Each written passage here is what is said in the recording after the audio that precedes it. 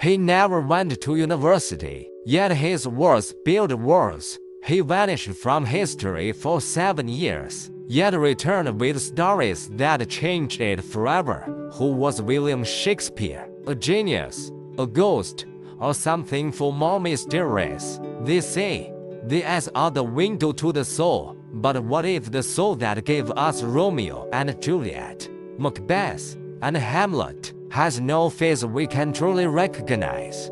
For over 4 centuries, the name William Shakespeare has echoed across time, a symbol of genius, creativity, and the boundless depths of human imagination. Yet behind that name lies a riddle, one that refuses to fade. Who was the man behind the words? Who was the mortal who captured immortality on a page? In the spring of 1564, in the quiet market town of Stratford-upon-Avon, a child was baptized, called Almus Filius Johannes Shakespeare. William, son of John Shakespeare, it is one of the few certain facts we have about his early life. No portraits, no diaries, no letters, just that simple record in an old parish book of fragile trace of the world as most famous writer. The Stratford of Shakespeare's childhood was far from the grand stages of London. It was a small town of timbered houses, cobbled streets, and the steady rhythm of rural life. His father, John Shakespeare, was a glove maker and local alderman, a respected man once. Though his fortunes would later falter, his mother, Mary Arden, came from a prosperous farming family. From them, young William inherited 2 worlds: the humble craft of the working class and the imagination born of open fields and folklore. And yet, for all we know about where he came from, what shaped his mind remains hidden. Did he read by candlelight, poring over borrowed books? Did he dream of stories even then, kings and fools, ghosts and lovers? Or was he, as some suggest, simply an ordinary boy with an extraordinary ear for the rhythms of life? Historians call it the lost years, 7 long, empty years in the record, between 1585 and 1592, when Shakespeare vanished from every document, every ledger, every trace of history. He disappears as a young man in Stratford and reappears in London as a playwright of astonishing brilliance. So where did he go?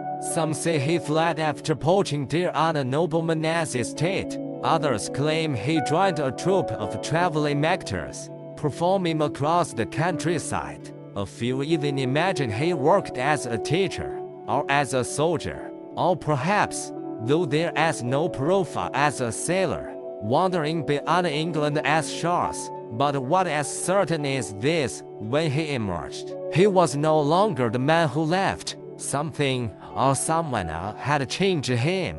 It is as if he did spend those years walking through stories, gathering voices, learning the human heart, and when he picked up his pen again, the world would never be the same. He wrote, "All the world as a stage, and all the men and women merely players." Perhaps that line wasn't just poetry, perhaps it was prophecy. For Shakespeare saw the stage not merely as entertainment, but as reflection, a mirror held up to the world. Every man and woman, he seemed to say, plays a part. We enter, we speak, we laugh, we fight, we fall, we exit, and in between, we try to make sense of it all. That understanding that life itself is performance would become the soul of his art. It wasn't just the language that made him timeless. It was the truth behind the words. He looked into the chaos of humanity,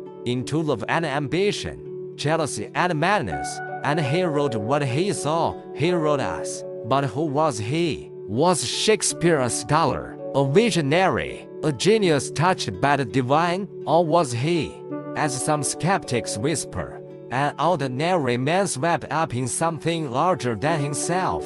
The few clues we have paint a portrait both simple and mysterious. A boy who likely attended the local grammar school, where he would have studied Latin authors like Ovid and Seneca. A young man who married Anne Hathaway at just 18. She was 26, already expecting their first child, a father of 3, who later left his family behind to chase a dream that would take him to the beating heart of London's theatre world.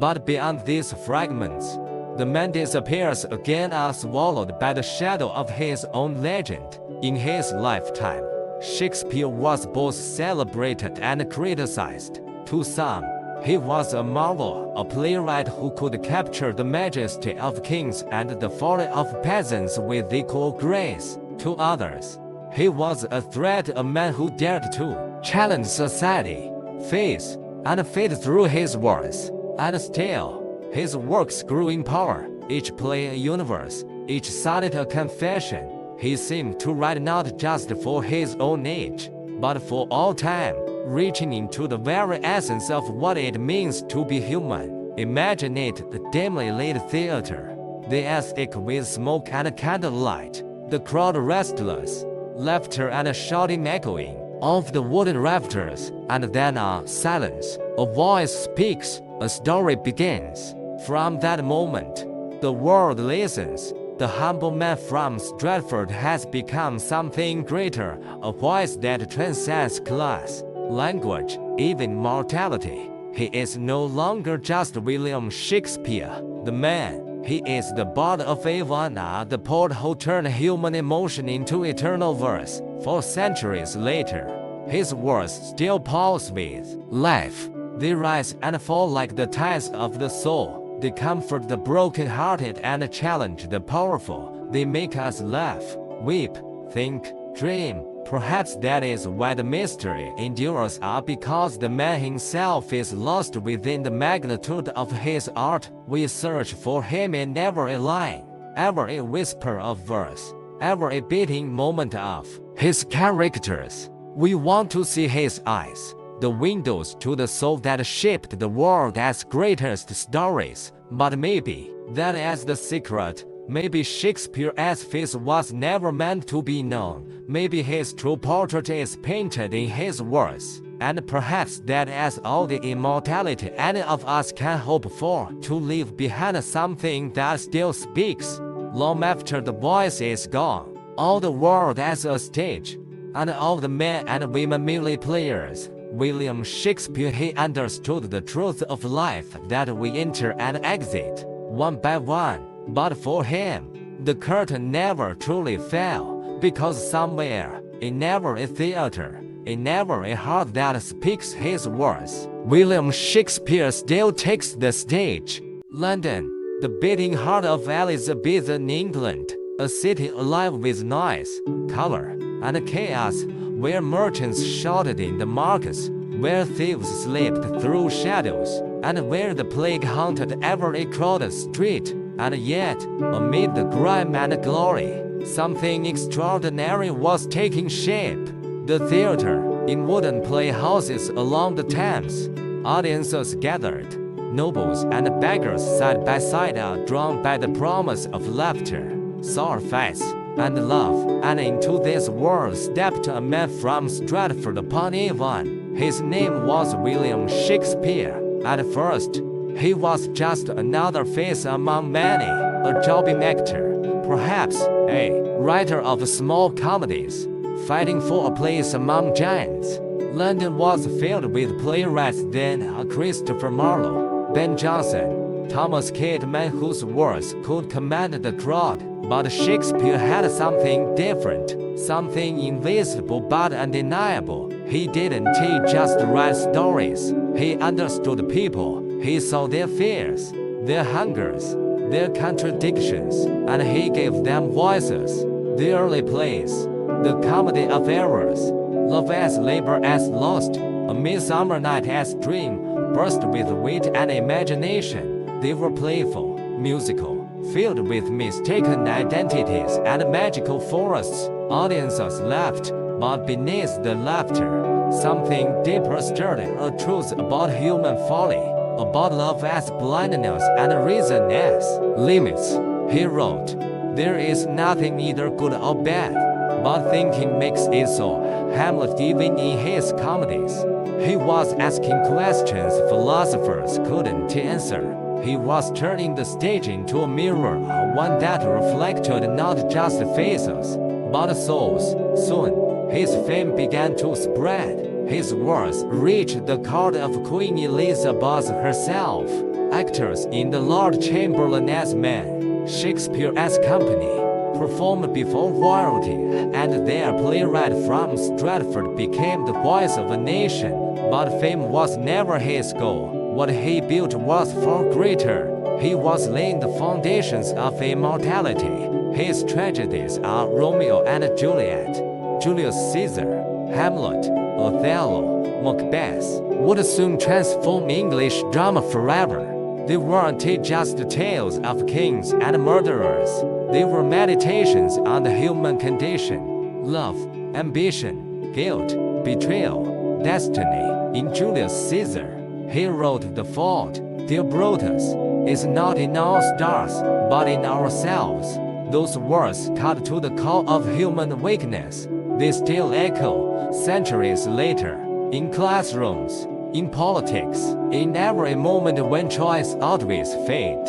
Shakespeare as stage became the battlefield of the soul. He showed us that heroes could fall, villains could charm, and that truth was never simple. In his word, kings trembled like men, and fools sometimes spoke the greatest wisdom. The London stage was dangerous work.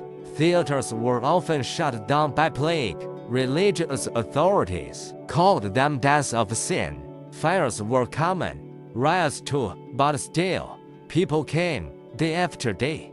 They gathered in the open-air Globe Theatre, standing shoulder to shoulder, their eyes fixed on the stage. For a few hours, they forgot hunger, poverty, and the weight of their lives. For a few hours, they entered Shakespeare's world. Their language was magic.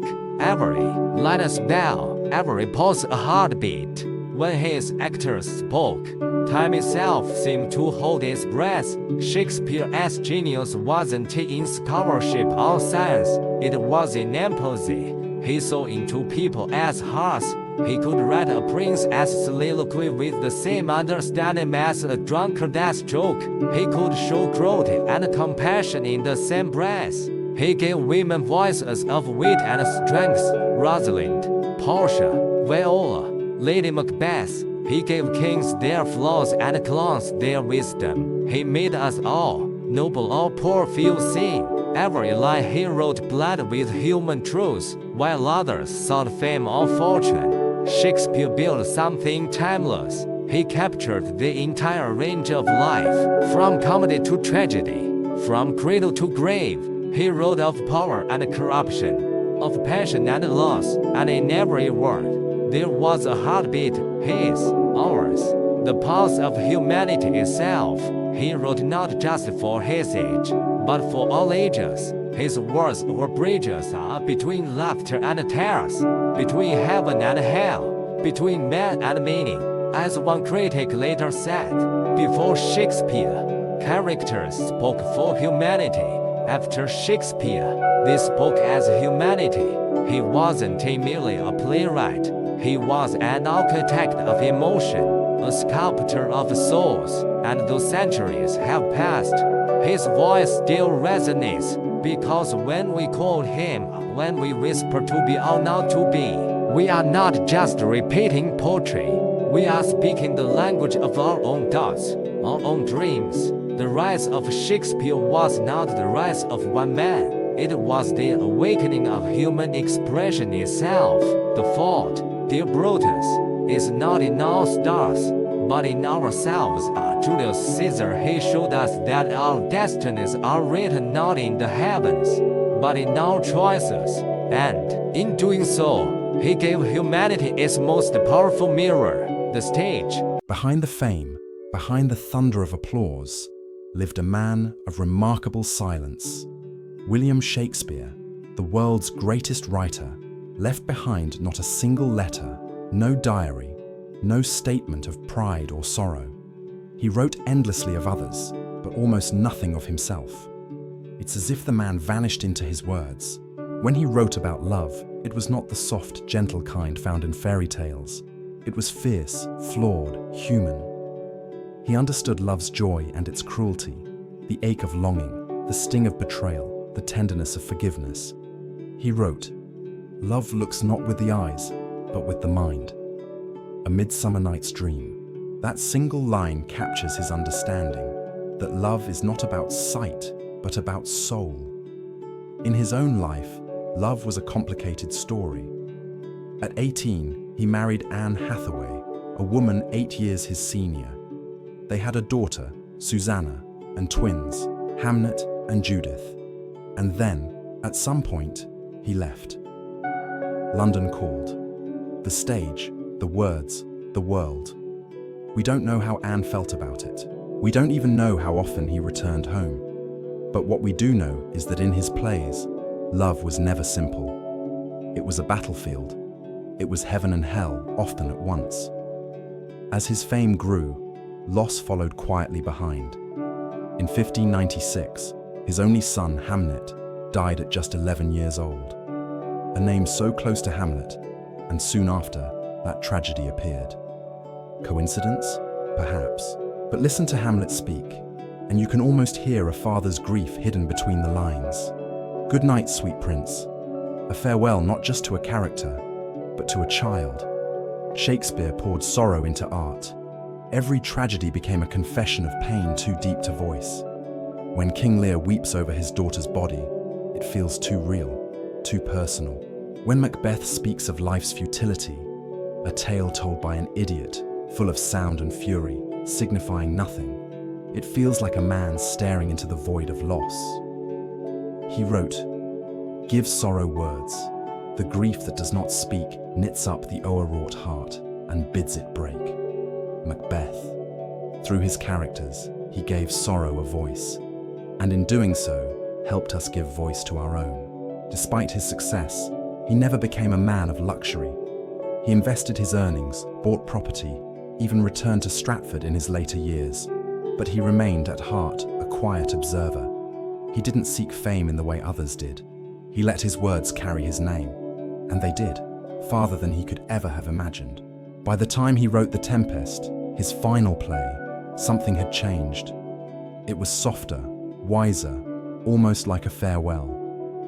Prospero, the magician who renounces his power, feels like Shakespeare himself, letting go of the world he had conjured. He wrote, "Our revels now are ended. These are actors, as I foretold you, were all spirits and are melted into air." It was as if he knew his time was closing. He had loved, he had lost, and now he was ready to rest. And yet, his legacy had already taken root. His words had become scripture for the human experience, quoted by kings, whispered by lovers, studied by scholars. They belonged to no one and to everyone. Even now, 4 centuries later, we find ourselves in his sentences. In the laughter of Beatrice, in the rage of Othello, in the melancholy of Hamlet. He showed us that the heart, though fragile, is endless. Shakespeare's life was short by our standards, just 52 years. But in that time, he captured all of life. Birth and death, love and loss, war and peace, madness and mercy. His words became a map of the human condition. And though the man is gone, the heartbeat of his art remains. It pulses through every theatre, every page, every voice that dares to speak his lines. Love looks not with the eyes, but with the mind. A Midsummer Night's Dream. That was his truth. Love, not as we see it, but as we feel it. Not perfect, but powerful. And through that love of words, of life, of humanity, Shakespeare became eternal. Now, the story turns, because behind the legend lies one of literature's greatest mysteries, the question of authorship.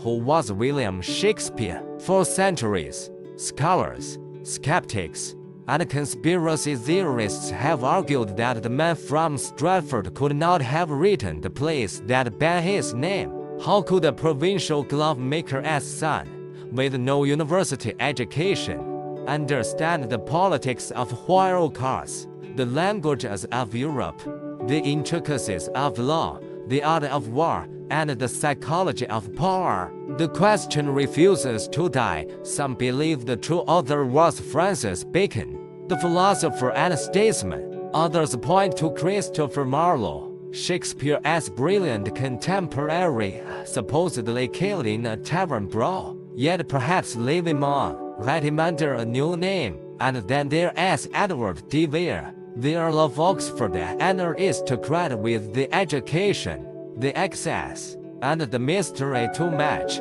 Each theory has its champions, each one its tantalizing clues. Supporters of the Oxfordian theory, for instance, know the detailed knowledge of card life found in Shakespeare's works, something a commoner could never have experienced firsthand. Others cite the use of Latin and Italian sources that may have been beyond the education of a grammar schoolboy. Still others find patterns, hidden meanings, even coded signatures buried within the texts, hints, they claim, of a secret author. And yet, the evidence remains circumstantial. No letter from Bacon admitting the fraud, no manuscript signed by Marlowe after his supposed death, no confession from the Earl of Oxford.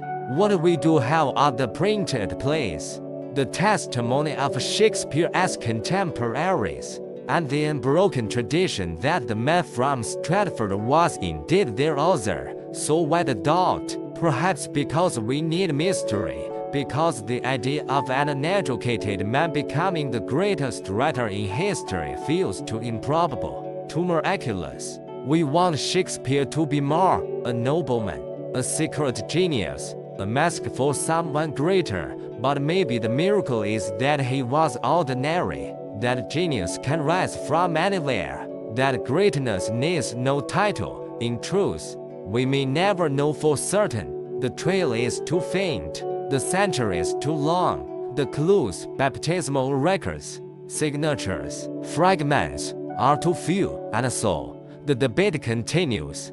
Books are written, documentaries filmed, new discoveries announced every decade, but through it all, one thing remains unchanged: the words themselves. The plays still breathe, the poetry still sings, the voice still speaks. He wrote, "The truth we lost, the merchant of Venice." Perhaps it will, someday, or perhaps the truth has been in front of us all along. Maybe it doesn't matter who wrote the words. What matters is that they were written, that they have survived plague, fire, censorship, and time itself, that they still move us, question us, change us. To doubt Shakespeare is, in a way, to honor him, to recognize how vast, how impossibly deep his work truly is. It feels too great for one man to contain, and yet, somehow, one man did. He captured kings and fools, warriors and witches, murderers and saints, and made them all human. Perhaps that is proof enough of authorship. No nobleman could have such humanity behind a mask. Only a man who had lived among people, felt their struggles, seen their pain, could write with such empathy. Maybe the real Shakespeare was neither noble nor mysterious. Maybe he was simply what he seemed, a poet of the people, writing for the people, a man whose genius was born not from privilege, but from observation, from listening, from living, and that, in itself, may be the greatest mystery of all. The truth we lost, the merchant of Venice, whether noble or common, real or myth, the voice endures. Because whoever he was, he gave us something beyond identity. He gave us eternity. In 1616, William Shakespeare died at the age of 52. There were no crowds, no grand funerals, no final speeches, just a quiet burial in the Holy Trinity Church of Stratford-upon-Avon. A simple man's death, for a man who had given life to worlds. On his tomb, carved into the stone, lies a curious epitaph, a warning to anyone who might disturb his rest. Good friend, for Jesus' sake forbear to dig the dust enclosed here. Blessed be the man that spares these stones, and cursed be he that moves my bones. And no one ever has. His grave remains untouched, as if even death respects his final words. He once wrote, "Cowards die many times before their deaths. The valiant never taste of death but once." Julius Caesar. Perhaps he knew he would never truly die. For though his body lies still, his words live on, breathing through centuries, carried on stages and pages around the world. Within 7 years of his death, his friends and fellow actors compiled his plays into one great volume, the First Folio, 36 plays that would have otherwise been lost to time. Without it, we might never have Macbeth, The Tempest, or Julius Caesar. Without it, half of Shakespeare's voice might have vanished forever. It was an act of love, his company preserving his legacy. And through them, the man who wrote of immortality achieved it himself. Over 400 years later, Shakespeare's presence still surrounds us. His words shape our language. Thousands of phrases we speak daily were born from his pen. Break the ice. Wild goose chase. Heart of gold. It's Greek to me. He didn't just define an era, he defined the English tongue itself. But his immortality isn't in language alone. It's in the emotion that endures, in every generation that finds itself anew in his stories. Romeo and Juliet still fall in love and die for it. Macbeth still reaches for a crown that destroys him. Hamlet still questions existence. Each performance, each reading is a resurrection. His words are his soul, reincarnated endlessly. He wrote, "We are such stuff as dreams are made on, and our little life is rounded with a sleep." The Tempest. That line, perhaps, was his farewell. An acceptance that all things fade, even the playwright himself. And yet, in writing it, he defied that truth, because his dream did not fade. It became ours. Today, Shakespeare lives in classrooms and theatres, in lovers' whispers and politicians' speeches, in film, music, art, and memory. He belongs to no time and to all time. He has outlived kings, empires, and the very England he once knew. He taught us to see ourselves, not as saints or sinners, but as stories still being written. He gave us tragedy to teach us humility, comedy to remind us to laugh, and poetry to prove that language itself can touch eternity. In the end, perhaps immortality is not about living forever, but about being remembered in every human heart. Shakespeare achieved that, not through power, but through understanding. He held a mirror to humanity, and in its reflection, found the divine. The rest is silence. Hamlet.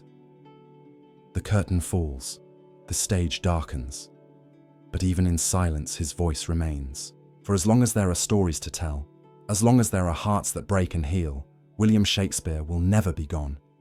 Fade to black. The bard speaks still,